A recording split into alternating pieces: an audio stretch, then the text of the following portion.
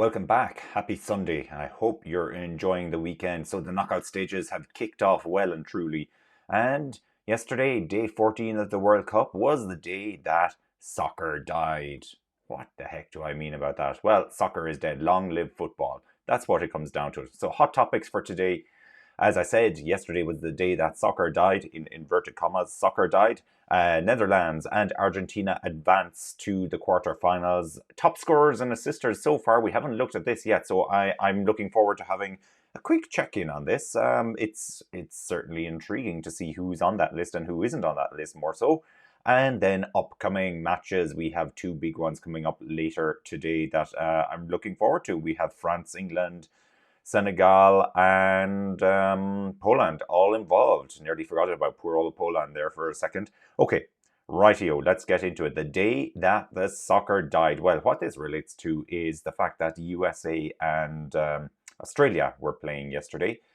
We saw a social media post from the White House where one of the US players kicks the ball, it bounces into the White House garden and lands in the hands of Biden.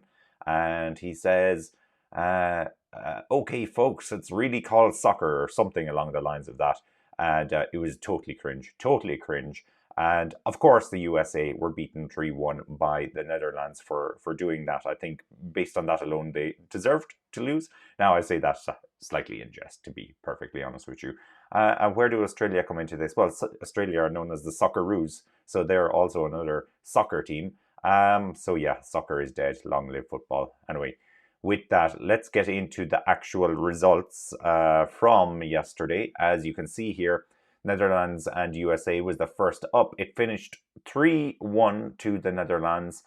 They were relatively comfortable. It was 2-0 before the US came back and got a goal. It looked like maybe something could happen at that stage. US were slightly more on top, I think, in terms of possessions and passing and stats like that. We'll have a look at that in a second. And then the later game was Argentina versus Australia.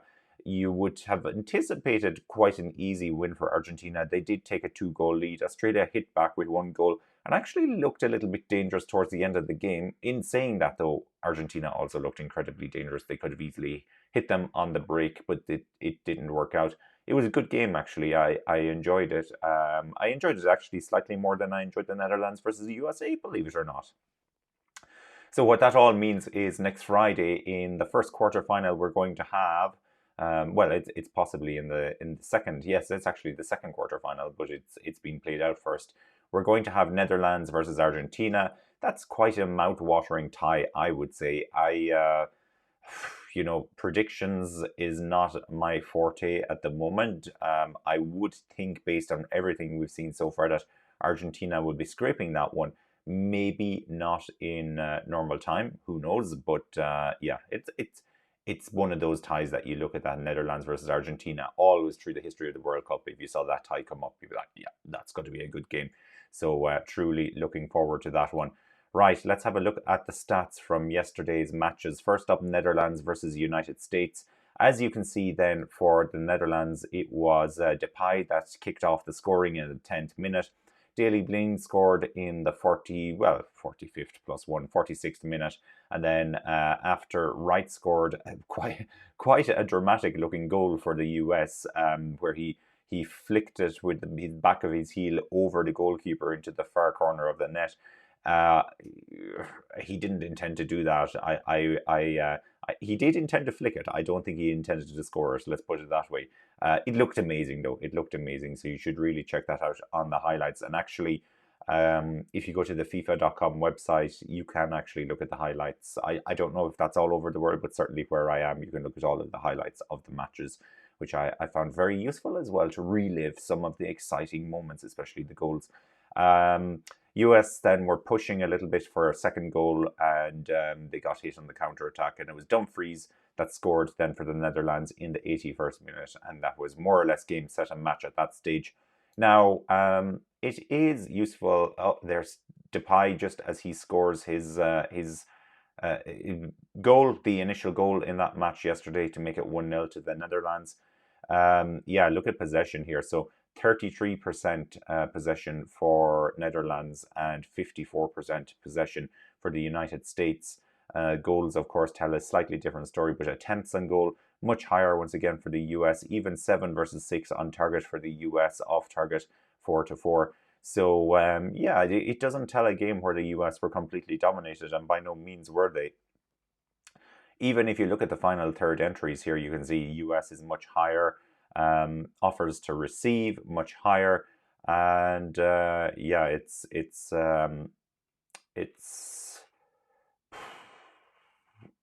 stark, the result that came out at the end. US struggle by the fact that they just don't have any good strikers, really and truly. That's what it comes down to. Looking at the distribution, you can see once again the US slightly on top on all of that, defending more so on the Netherlands side. So yeah, amazingly, but Netherlands, they have like the likes of Depay, they have Gapco, even people like Blind and Dumfries that can pop up from time to time to score goals.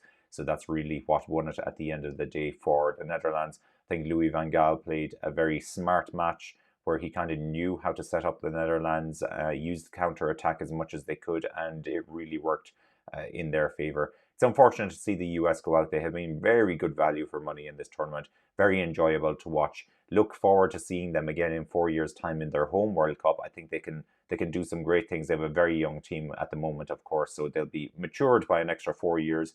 But they really need to find a striker. They're struggling at this moment in time for a striker.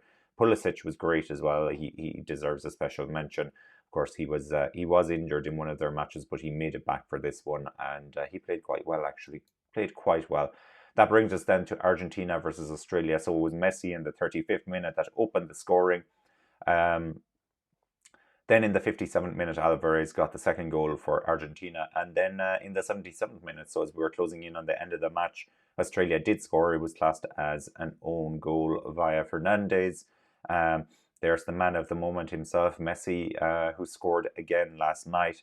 And of course, everybody went crazy as a result. But he's really stepping up at this World Cup, which is fantastic to see because it will probably be his last World Cup, I would guess. I can't imagine he'll be back for the next one. But yeah, it's good to see that he has stepped up for this one. Possession then, of course, yes, tells a very Argentinian-esque story.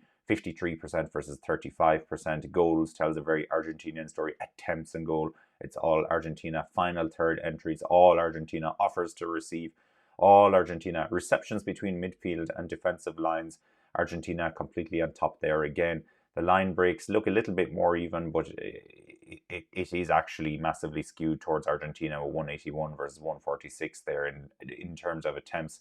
And even the passes, look at that, almost double the amount of passes coming from the Argentina team versus Australia. Now, as much as the stats are skewed, we've seen in the previous match with the US and Netherlands, stats don't necessarily mean anything. It's the goals that mean everything here.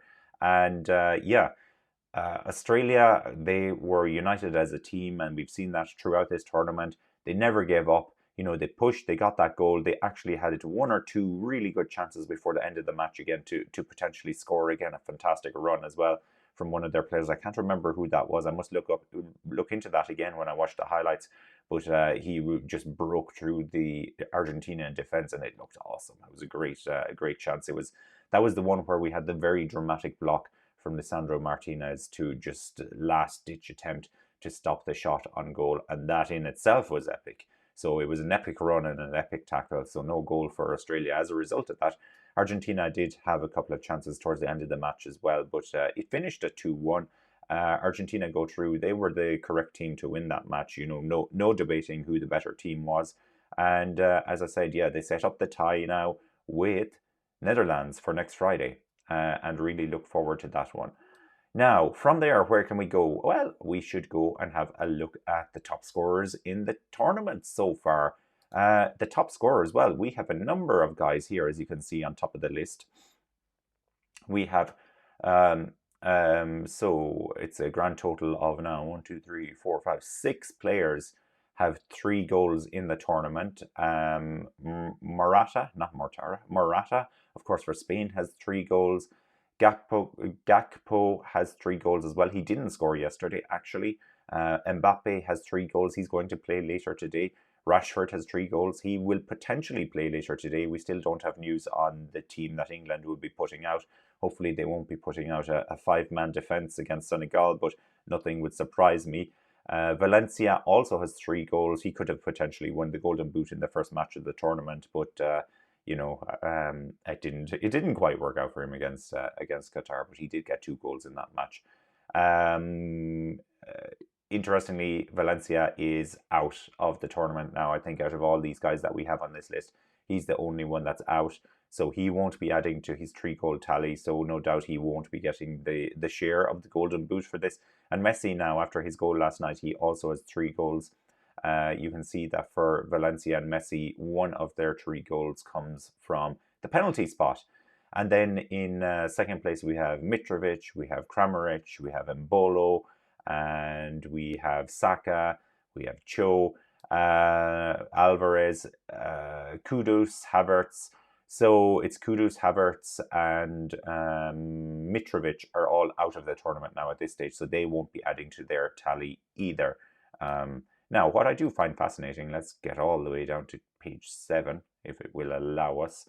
Yes, in 91st and 92nd place on the goal-scoring charts, we have Ronaldo and Gareth Bale.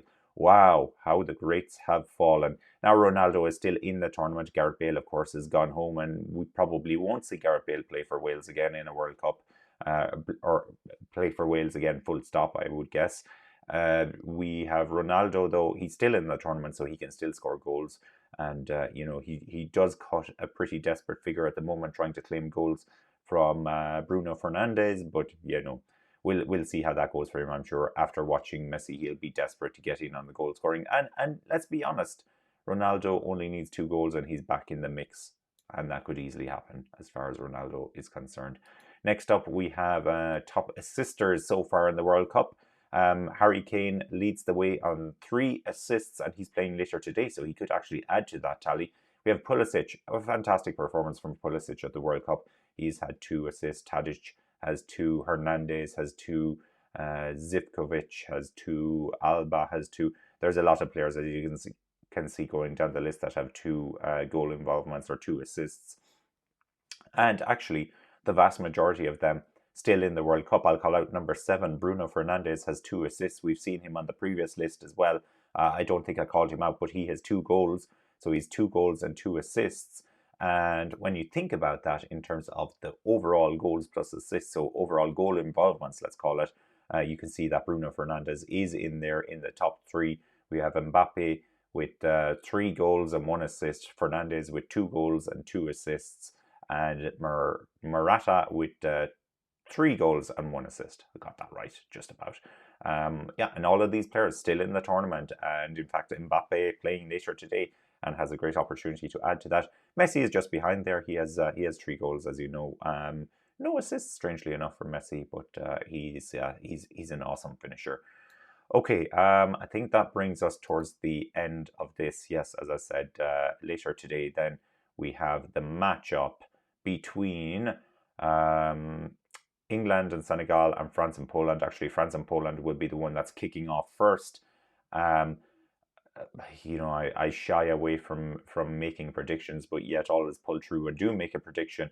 France to beat Poland by maybe 2-3 goals. That could be overly optimistic. Poland certainly will have a very aggressively defensive setup, so maybe a 2-0 to France.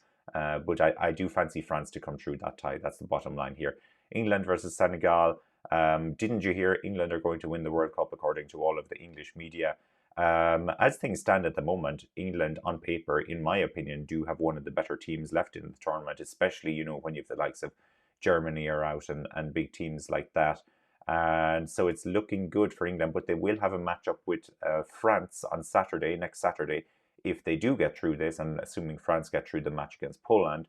Senegal won't be easy, though. They don't have Mane, sure enough, but they are the African champions. They did get through their group, and they won't make things easy for England. So it's all about what kind of England setup are they going to have? Who's going to start up front? Is Rashford going to start? Will Saka start? Are we going to have Henderson and Rice in the midfield again, making it a very defensive setup? Will we have 5 at the back? So many questions. So many questions, all to be revealed later today. But looking forward to those matches. And yes, if you're going to put me on the spot, I think England will come through that tie. And then it's the big match between England and France potentially next weekend. And I don't like to say this, or maybe I do like to say it. I don't know. No, I don't think I like to say it. But if England beat France, then I fancy them to win the World Cup because I think France are the strongest team in this tournament. There you have it. There you have it. Now, have we covered all of the hot topics? Yes, we have. Upcoming matches and everything. I'm going to leave it there for now. As ever, don't forget to like the video, subscribe to the channel, and hit the bell as well if you'd like to be notified of future videos. How exciting. Thank you very much for joining us. Have a great rest of your Sunday, rest of your weekend, and have a good week ahead. And I will speak to you very, very soon. Enjoy the football.